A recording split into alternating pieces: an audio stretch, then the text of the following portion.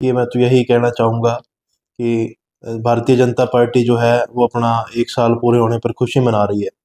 लेकिन मैं आपके चैनल के माध्यम से सरकार से पूछना चाहता हूँ, हमारे मुख्यमंत्री नायब सैनी जी से पूछना चाहता हूँ कि आप 1 साल की खुशी मना रहे हो, लेकिन जो आज जो प्रदेश के हमारे हाल हैं, आज जो हमारा हरियाणा प्रदेश जो अपराध से जूझ रहा है, महँगाई से जूझ रहा है और अनेकों आज आपने देखा कि किस तरह से जो है अफ़सर सुसाइड करने पर मजबूर हो गए हैं। तो ये सब चीज़ें जो कहीं न कहीं जो सरकार का फ़ेलियर मैं इसको मानता हूँ।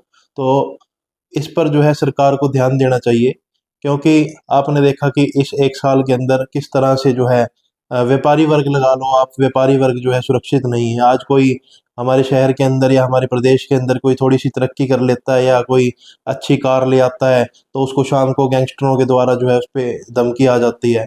तो इस तरह से जो मैं इसको फ़ेलियर मानता हूँ और आज हमारा हरियाणा प्रदेश जो है, बहुत ही बुरे तरीके से जो है अपराध से जूझ रहा है। मैं प्रशासन से भी यही अपील करना चाहूँगा कि आप गैंगस्टरों पर लगाम लगाएँ। आज जो है व्यापारी जो है खुद को सुरक्षित नहीं महसूस करता। आज अगर इस तरह से हाल होएगा तो हमारा प्रदेश जो है बहुत साल पीछे चला जाएगा, तरक्की से भी और हर चीज़ से।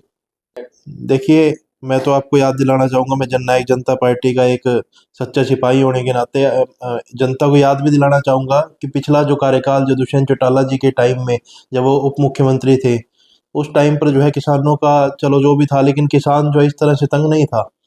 किसानों की जो मंडियों के अंदर जो भी खरीद है, वो साथ-साथ शुरू हो जाती थी। आज जो आपने देखा कि सड़कों के ऊपर जो है हमारी जो फसल वो पड़ी है और किसान किस तरह से जो है मजबूर है सड़कों पर सोने से और उसके अंदर नमी का निकाल देते हैं, भई इतनी नमी है, ये है, वो है, उसकी वजह से जो है खरीद नहीं हो पाती। तो ये सब जो है देखिए हमारा जो प्रदेश है, वो एक किसान प्रदेश कहलाया जाता है। हमारे प्रदेश के अंदर 80-90% जो है किसान हैं। तो अगर किसानों का सरकार इस तरीके से ध्यान नहीं देगी तो मेरे को लगता है कि आने वाला जो समय 2029 के अंदर दोबारा से इन्होंने वोट मांगना ही है। और मैं किसान भाइयों से भी ये कहूँगा कि अब की बार आप इनका साथ ना दें। बात तो बढ़ ही रहा है, मैंने आपको बोला पहले भी कि सरकार अपना 1 साल मना रही है, लेकिन सरकार को ये भी देखना चाहिए कि 1 साल के अंदर कितना अपराध बढ़ गया है। और आप ये जो चीज़ है रोज़गार की वजह से है। आप देखिए पिछले आप खट्टर साहब का जो है आप कार्यकाल देख लीजिए या आप नायब सैनी जी का कार्यकाल देख लीजिए। मैं पूछना चाहता हूँ कि जो भर्तियाँ इन्होंने निकाली, वो भर्तियों के अंदर वो कहाँ गई वो भर्तियाँ? वो पेपर भी निकालते हैं, सारा कुछ होता है, लेकिन जो है वो बच्चे जो हैं वो नौकरी नहीं चढ़ पाते। कहीं न कहीं जो है यही कारण है। अगर रोज़गार नहीं मिलेगा युवाओं को तो युवा किसी न किसी तरफ जाएगा, क्योंकि युवा का मन जो होता है वो चंचल होता है।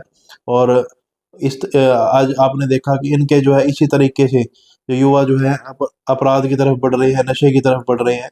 तो मैं मानता हूँ कि अगर सरकार जो है युवाओं को रोज़गार दे दे, नौकरियाँ दे दे, तो मेरे को लगता है कि ये अपराध कहीं न कहीं कम होगा।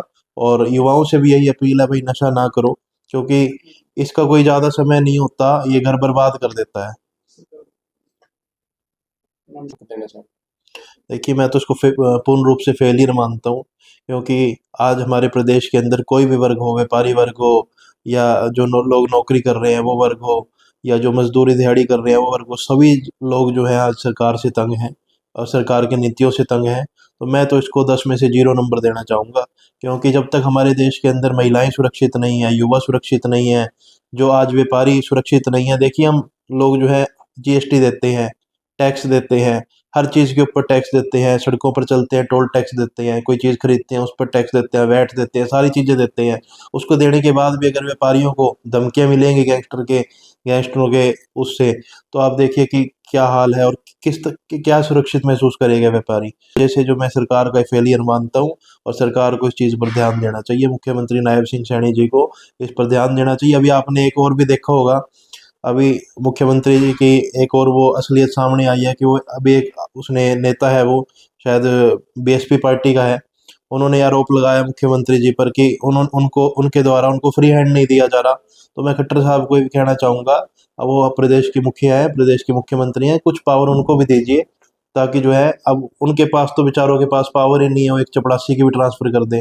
ऐसा मैंने उस वीडियो के अंदर सुना, वो नेता दावा कर रहे थे। तो अगर ये सच है तो ये हमारे प्रदेश के लिए भी डूब मरने वाली बात है।